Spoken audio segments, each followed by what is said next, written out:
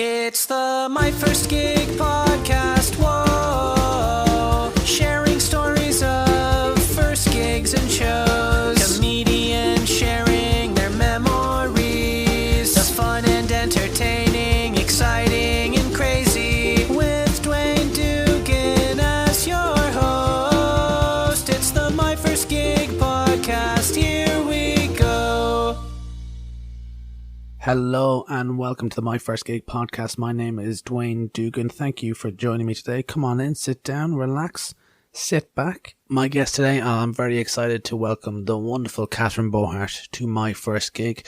The most recent of the gig debutantes so far.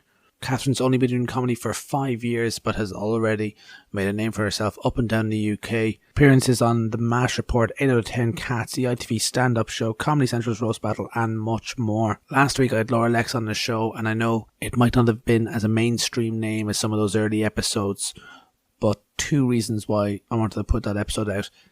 It was a great episode. Laura was so great to chat to.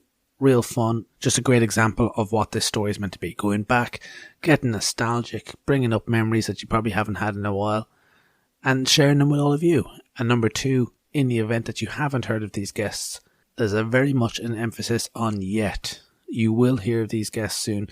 Let's get their story out there. Maybe this is how you discovered these acts if you haven't already. And Catherine is no different. This was recorded at the Kilkenny Cat Laughs Festival in 2018 alongside James Acaster, Reginald D. Hunter that are already out there, and a few others yet to come. I had a very busy weekend. I think I spent 3 days there.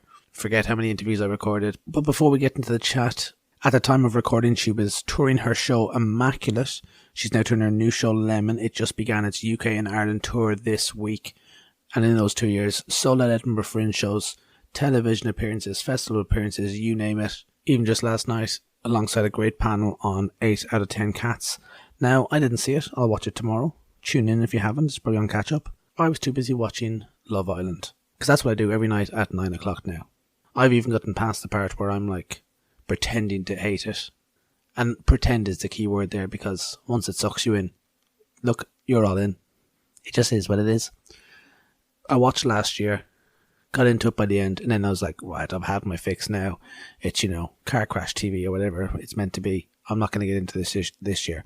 And I didn't. I don't know if I was gigging or out or whatever. I managed to avoid it for like the first 2 weeks. And now I found myself waking up after a gig. Missed the episode done it before. My girlfriend's gone to work, and usually she'll throw it on in the morning if she's working like in the evening. I threw it on all by myself. And not only that, it wasn't on catch-up yet.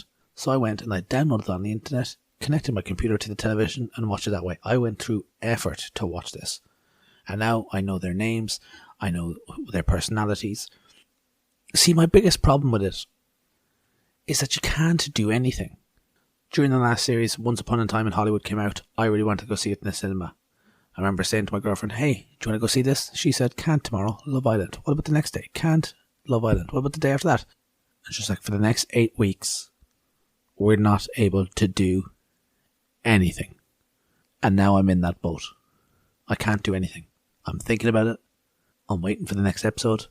Like, Saturdays are boring now. The most interesting day of the week, a Saturday night, is now boring because I can't watch an episode of Love Island. I haven't said a phrase today that I'm not proud of, but I'll stand by. And I mean, if you don't follow it, here's the gist. The couples have been separated, guys in one place, girls in the other. And they've been introduced to new guys and girls, and then all the relationships are like real worried about what their partners are going to get up to. And there's one girl who like is really into the relationship, and the guy who doesn't really treat her right. And my girlfriend said, oh, do you think she'll find someone? And I said, she won't. Even if she's too good for him, she won't do it. She's too true. Oh God. Saying out loud makes me sad, but I can't even give out to myself because everything that you said is real there. So that's my life now. I've even turned the ringer on my phone. Nobody's had the ringer on in 15 years. I turned mine on just so I can tell people I got a text. Okay, that bit didn't happen, but look, I'm actually doing it right now. I'm going to try and find that ringtone too. Send it on to me if you have it. Now, I'm not sure this is the way Catherine wants her episode to be introduced, but this is my little ramble. Let's put Love Island to a side and maybe get down to some comedy. We're going to listen to Catherine Bohart's story of her first gig. Now, when you're listening, don't have your head turned. Oh God, I hate myself. Oh, no. Look, that's the end of it. Right, cut this. End of this chat. Enemy chatting. I'm never going to talk to anybody again. Certainly not you guys. Sorry for wasting your time. Right, enough of me. Into the chat. My First Gig podcast with Catherine Bohart. I wouldn't even consider myself one of the Irish comedians because, like you say, I mean, I was in London, 3 years before I started comedy, or 2.5 years before I started comedy, and I had never occurred to me in Ireland. So I've only done about 4 or 5 gigs here at all. Today will be number 5, and it's strange because. Well, actually, to be fair, I should say I've had a uniquely lovely and entirely lovely experience with all Irish comics I've met. Everyone's been really nice and really welcoming, but I always feel like I'm being welcomed even when I'm coming home, which is interesting. But I think Irish comics in London really help each other out and are very supportive. And they've all been really nice when I've been here, so I have no complaints in that regard. But I would say the thing that's interesting with it is that when I'm in London, I know I get away with more because there's sort of that... There's a lovely thing about playing the Irish card. You don't have to say anything, but there's a nice presumption, one that I think sometimes helps me, that you're going to be funnier than maybe you are. Or at least there's an expectation that you will be, and that they associate the accent with storytelling and humour, which is nice and really helpful. But it does mean when I come back I have to go, shit, is this actually funny, or am I just saying it in my twee accent and they're going, oh yeah, that's so funny. So it's always good to come back and check. I did notice coming back after doing a year there that all of my material was, hey, I'm Irish in England. Mm-hmm. And then doing that to Irish people not in England. Couldn't give a shite. Oh, it was, yeah. A year out the window. Yeah. I wouldn't say all my material is I'm Irish in England, but what it does mean is like there's loads of things I would have taken for granted that we understand, like diocese, convents, transubstantiation. I can say those words in Ireland and people go, yep. Whereas in London, I have to explain them. And so I've found loads of humour in trying to figure out how to do that. But then when I come back, I have to remember that I don't need to do the long form. I can just shorthand it because people know what I'm talking about and they don't need it explained. Do you know what I mean? Yeah, I get you, yeah. So that's definitely a difference. And also just learning to like speak in a way that everybody understands, as in slow the hell down when I'm in the UK so that they know what I'm talking about. So you can fit probably about 20 minutes more material into your stuff today. Oh yeah, like my 20 minutes in London is 5 in Dublin. Yeah. Very nice. I was just reading at the time of recording, you just won a bursary this week.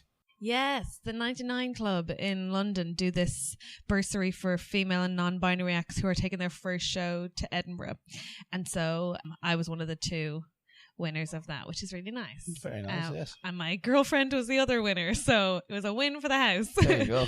A win for the parish, as it were. But yeah, so that was nice. And the 99 Club are, I think they're the only club that do anything like it.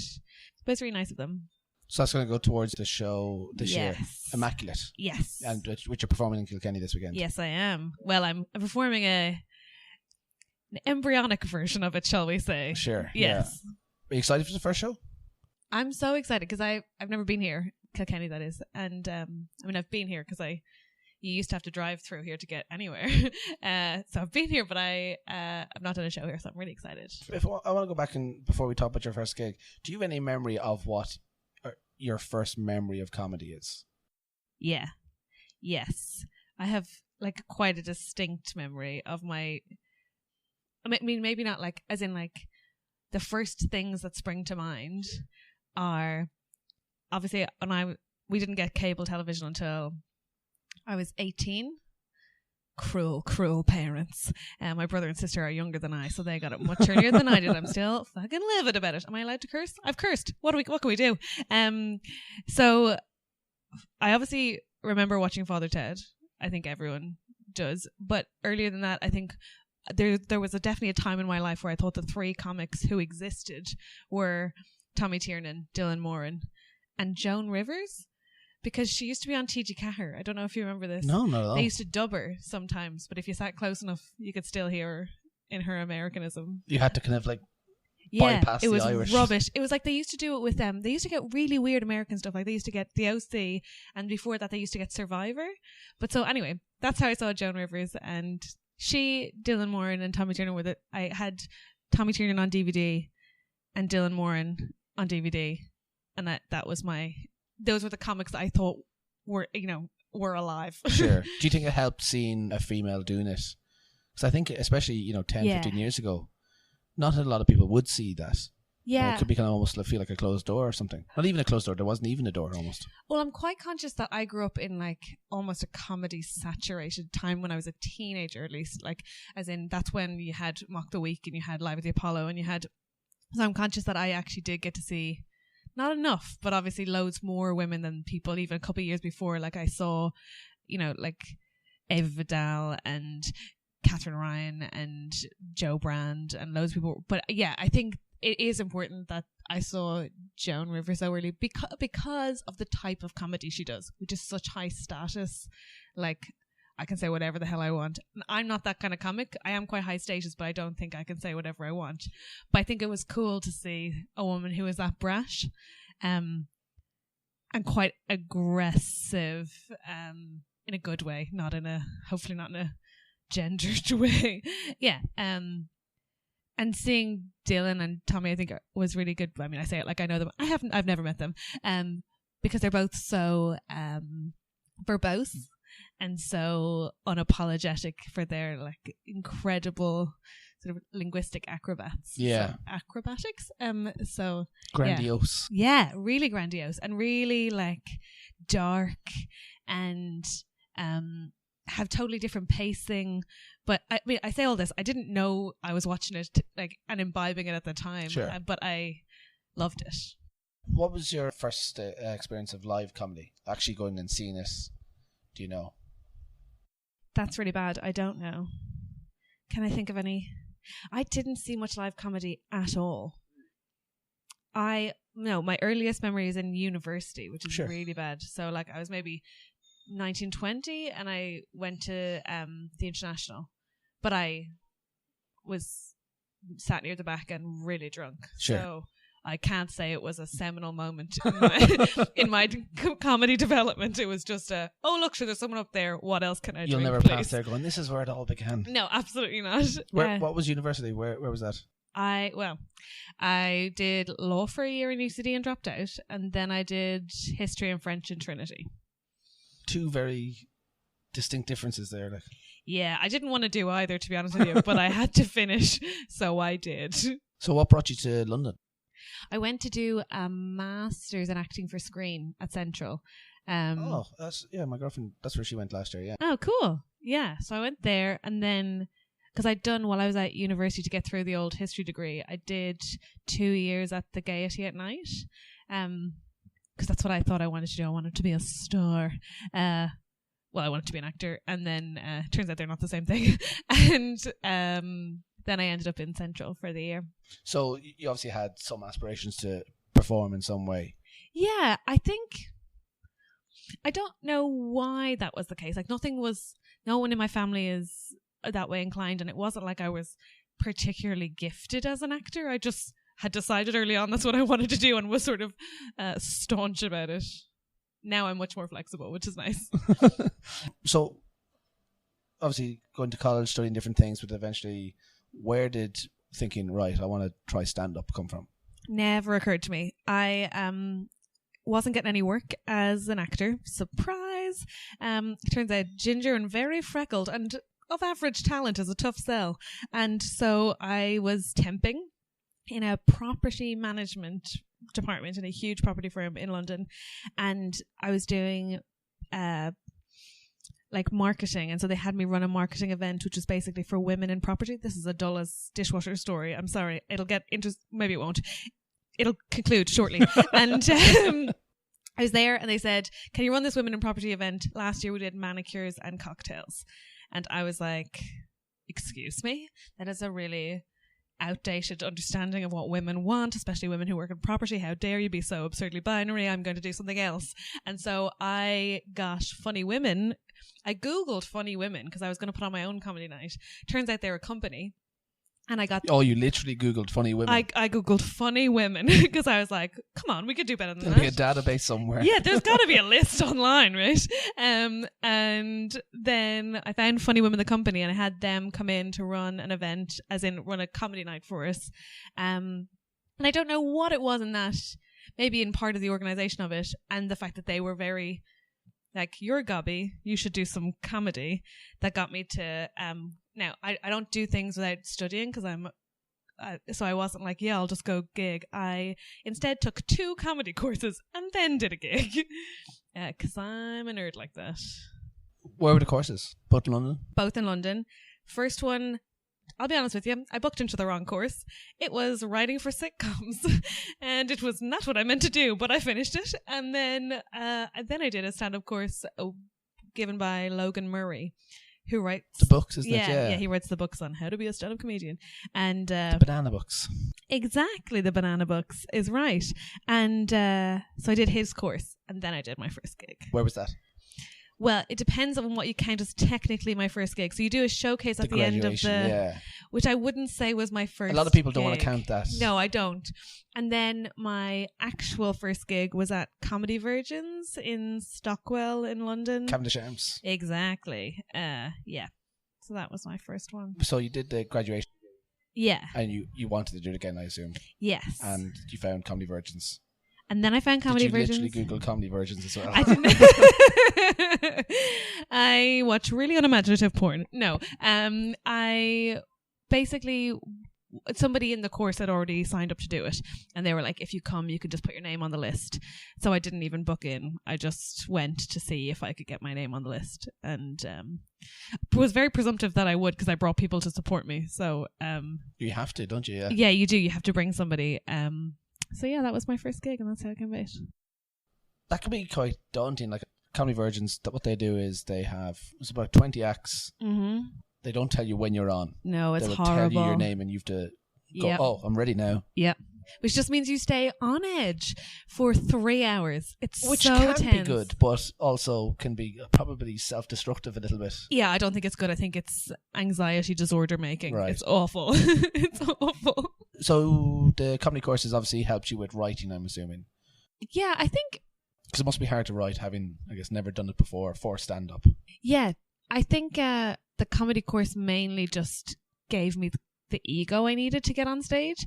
I think I thought I'd be fine with what to say. I just didn't think I had the guts to get up there. And Logan has this really lovely sort of effervescent, kind of infectious silliness that makes you think that you can make anybody laugh, even when you probably can't. So I think he just gave me some confidence. That first gig now, do you remember anybody else on the show?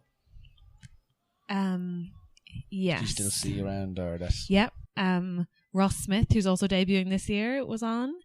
I remember because he borrowed one of my friends as a +1 because it was like his 30th gig, and he was like, my friends are sick of coming, please can you which is what we all do. Before he hosted there, yeah, which is what we all do, isn't it, when you're like, you run out of friends who are willing to see you say the same thing again and again. And do I remember anybody else? I don't remember any of the other 20 who were... maybe Bob Monroe. I can't remember who else was on. Did you... obviously you brought people, I was going to say, because sometimes people will do their first gigs almost kind of privately, secretly. Yeah. And then unveil it once they're comfortable enough. But you told people at the start, brought them along. I made the complete opposite mistake. But actually it was kind of... I brought loads of people, especially from work, because that's where it had kind of... the idea had come from. And so I was in work with some really nice girls, and they would come to loads of my shows at the start. I don't know how they had the patience for it. And they, although I think the fact that I bought bottles of wine for them as they were there, it really helped. But what it did was, it was so nice and supportive for me, but also meant that in the first 5 or 6 goes that I had an undue idea of how funny I was, because I was like, oh my god, people are loving it. Now, had I listened back to any of the recordings, I'd have realised it was just my friends, but that's fine. It gave me enough of a boost to be like, I should really do something with this. And then when they stopped coming, I realised it's actually a lot harder than it looks. It's nice to have that cushion. I want to talk about the graduation gig. So your first actual taste of getting up there telling jokes. Mm-hmm. Do you remember what was going through your head before you went on stage? Like, if the MC goes up, you know you're next and you're going, right, this is it. Yeah, I was on first. Certainly those early years first can be terrifying. Really hard. To people. Yeah. I remember I still get quite physically nervous. I feel really sick, and there's still not really been a gig yet, and I'm 3 and a bit years into it where there isn't for the 5 minutes before the show starts or before I'm supposed to go on stage where I'm not thinking about ways I could accidentally injure myself or what would happen if I just ran away. So it was a lot of that, but for longer than 5 minutes, probably like 5 hours before I thought, well, if I could hurt myself, not die or anything, but just hurt myself enough that I don't have to go, wouldn't that be a treat? So that was mainly what I was thinking. And I was thinking also just like, could I remember it? Could I last the time? Was anybody going to laugh? Obviously, was a big concern. Yeah, there was a lot of panic. Do you remember your opening joke that day? Yeah. I used to do... Oh, maybe I didn't do that at the start. No, I didn't do that at the start. What did I used to do when I got on stage? Oh, man. Oh, I think I used to do this bit about my skirt. Oh, and that's right, because I used to do this bit about how you could see my cooch. I mean, it was a really bad joke, but it was like... I'd ask the front row, could they see my coach? Because I was wearing one of those dresses, you know, where you leave the house and it's at your knees. And then by the time you get anywhere, it's sort of a boob curtain. Sure. So I do that. But when I got to the venue, I realized there wasn't a stage. So they wouldn't be able to see it. And nor can they, by the way, when it's on a stage. It's more of a... It's for... I don't walk around with my skirt up. But there wasn't even the suggestion that they might, and I still did the joke. Because I was intractable and because I had nothing else. So I was doomed if I didn't and doomed if I did. Yeah, that's what I did. Oh, how cringe. What a nightmare. That joke is how it all started. That's how it all started. Oh, God, that's so bad. Yeah, that's what I did. There was no stage and I still asked it. How did that first gig go? How did you feel afterwards? And It went quite well. Everyone in the room was really supportive, and also they hadn't run out of steam laughing at things that were only half baked because I was on first, so that was good. Mainly I just felt so much adrenaline. Like, I found comedy really addictive at the start. Like, had to do it as much as I possibly could, wanted to see it all the time. Yeah, I was excited. You say that now 3 and a bit years in that you still get those nerves. Mm-hmm. Do you think I think that's a positive thing? Yeah, I do. Yeah. I get a bit weirded out when as in they're horrible and they mean that you can't really stay calm or eat much beforehand and you're a bit of a pain in the arse for the 20 minutes before your show. But at the same time, when I don't feel anything before a show, I go, what's happening? What's wrong? So I like to up the stakes a bit for a gig. So if usually if I don't feel anything, it means I'm not scared for any reason. So I'll try to put something new in or change the order just so that I'm back slightly tense about whether or not I'll remember everything. Because you can be too relaxed. Definitely. And when I'm too relaxed, I'm so bad at responding. If I'm sluggish to respond, then that's usually a sign that I didn't have my head in the game to like things in the room or heckles or whatever. Yeah. Do you remember how you closed your set now, or how it kind of wrapped up? Maybe one of those early closing jokes. What did I used to say? Oh, I used to do loads of stuff about working in an office, and then I quit my job like 3 months in. So, what did I used to finish on?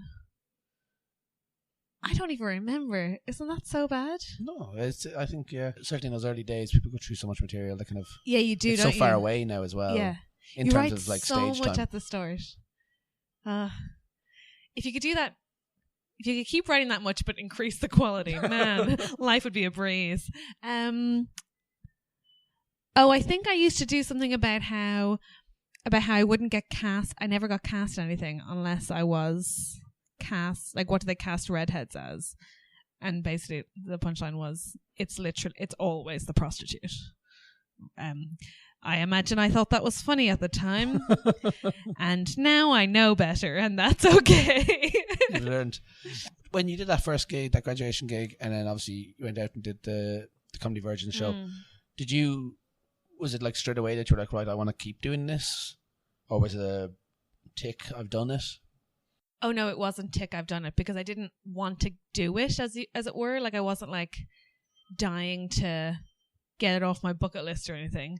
So it was very much like, oh, this is interesting, and I like how it feels, and I really enjoy writing, and I hated my job at the time, so it was something I could think about all the time, that were a place where my brain could go. And also, I think because I wasn't immediately, I was quite good for a new act, but that doesn't really mean anything. That's like, I could talk for the time, right?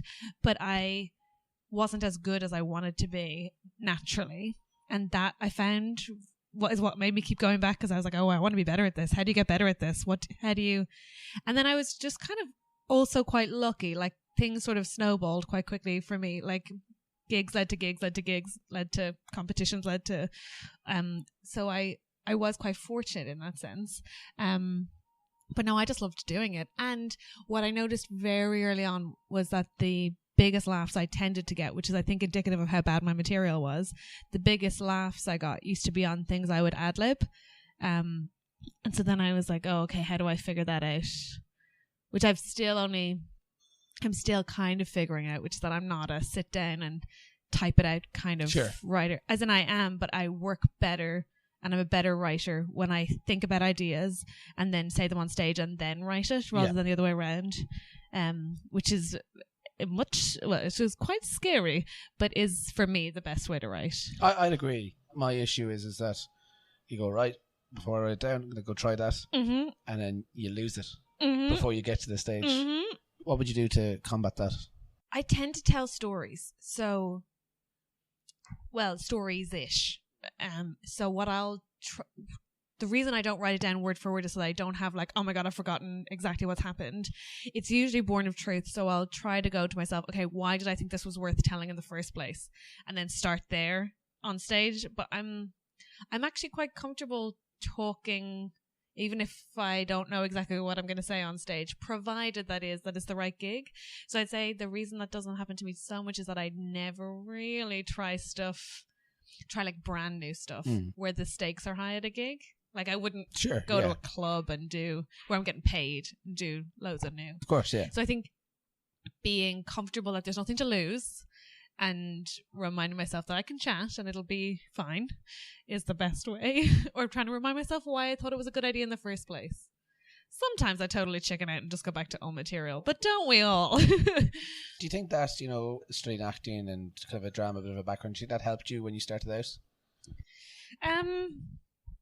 I don't know. I know a lot of comics don't like actors who become comedians because there's a tendency to overperform.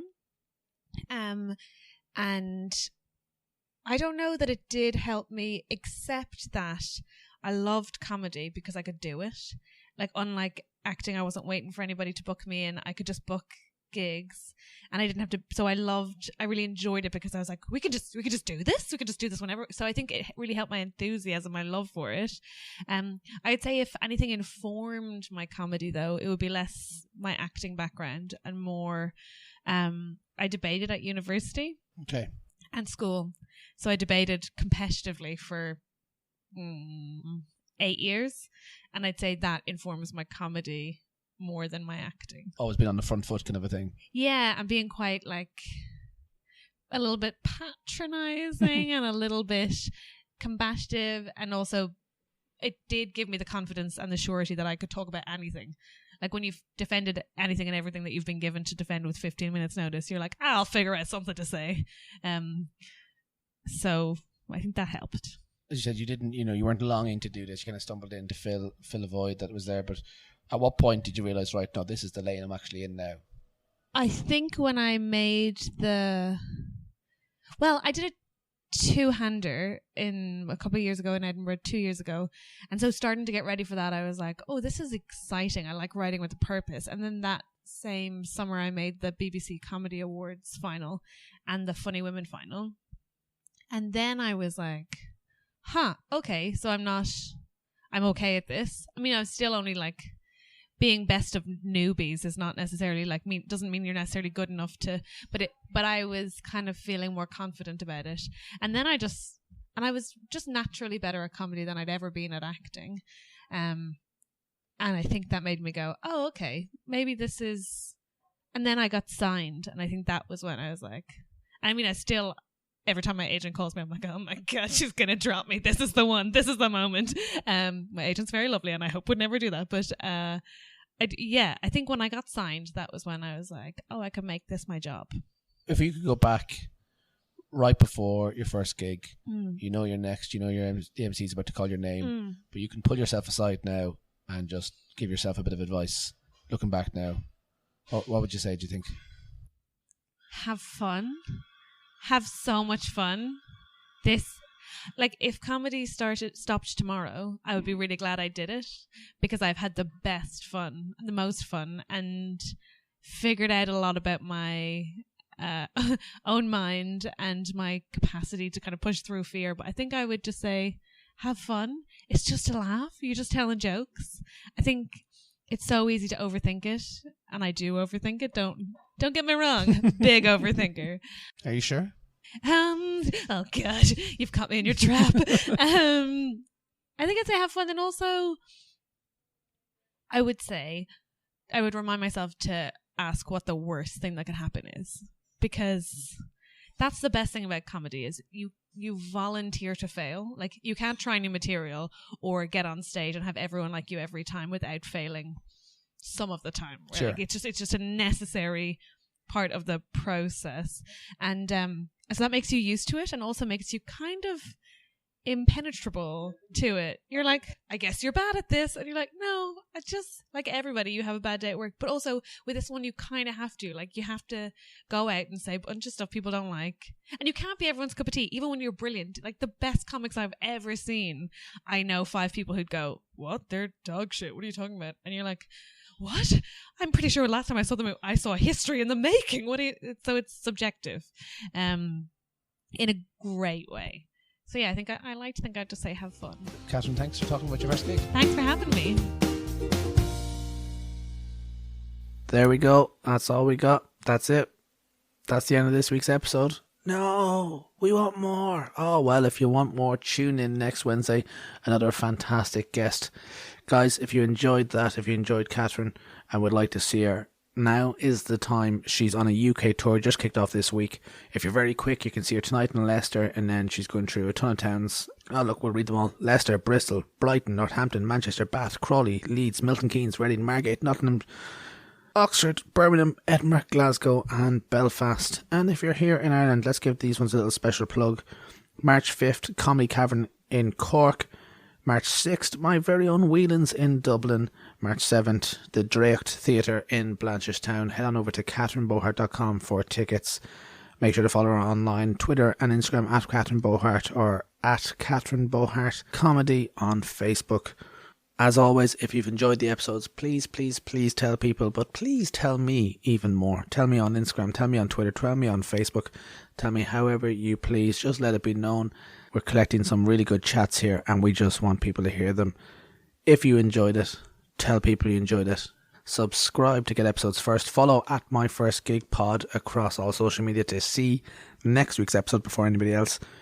And look, if my rambles didn't turn you off, then follow me at Dwayne Dugan, or come, if you're in Dublin, see me at Cherry Comedy in Whelan's. I'm going to keep it short this week. I did manage to do this bit a little bit earlier. It was like 20 to 6 last week. It's just 20 past 2 this time. So slowly but surely I'll actually have an episode edited before midnight. But not tonight. It is now Wednesday. I'm going to go to bed. When I wake up, I'll go read all of your messages.